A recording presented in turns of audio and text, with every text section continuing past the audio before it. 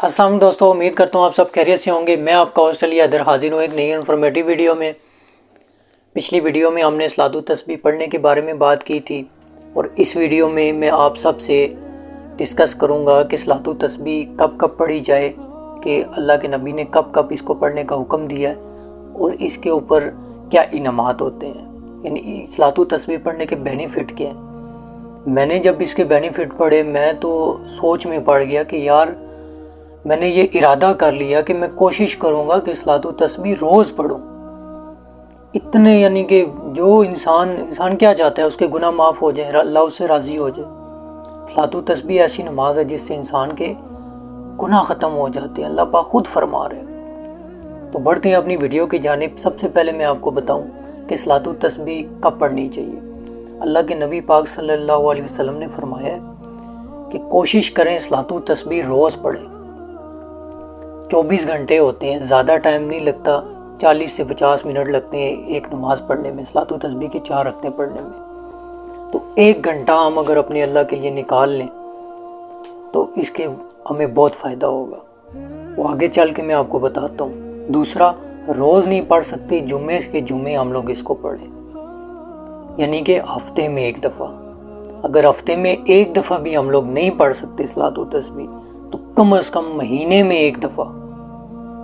ये मैं अपने अल्फाज नहीं बता रहा, ये इस्लाम में इसका हुक्म है कि कम से कम हफ्ते में नहीं, एक दिन में नहीं, एक दिन रोज़ नहीं पढ़ सकते तो जुम्मे के जुम्मे पढ़ें, जुम्मे के जुम्मे नहीं पढ़ सकते तो कम से कम महीने में 1 दफ़ा पढ़ें।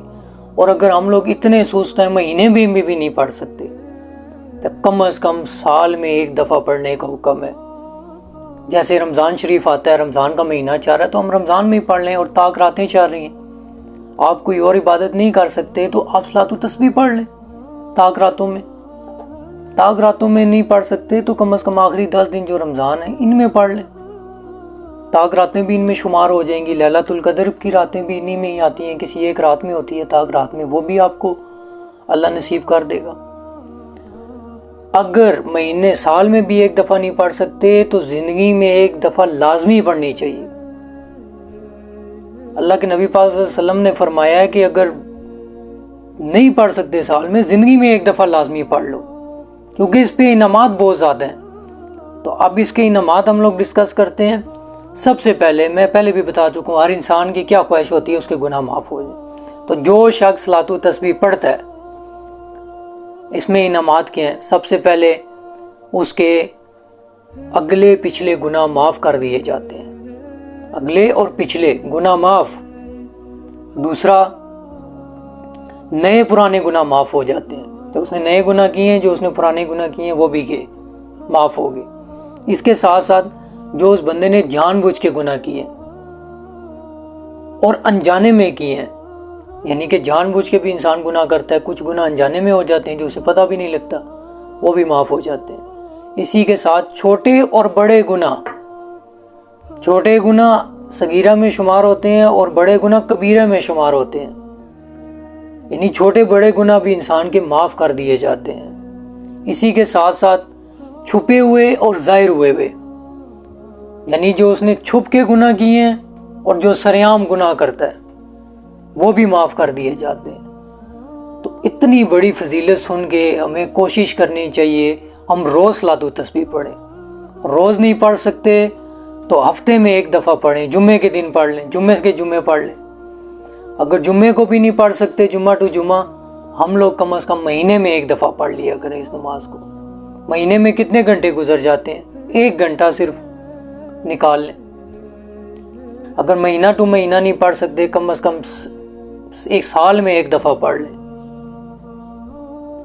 साल में बर्थडे भी मनाते हैं सारे, छोटी मोटी सेलिब्रेशंस आजकल चलती हैं बर्थडे वाले दिन, तो अपनी बर्थडे वाले दिन पढ़ लें, एक नियत कर लें, नियत कर ली आपका सवाब लिखा गया। और अगर आप साल में भी 1 दफ़ा नहीं पढ़ सकते तो ज़िंदगी में 1 दफ़ा ये पढ़ना लाजमी है।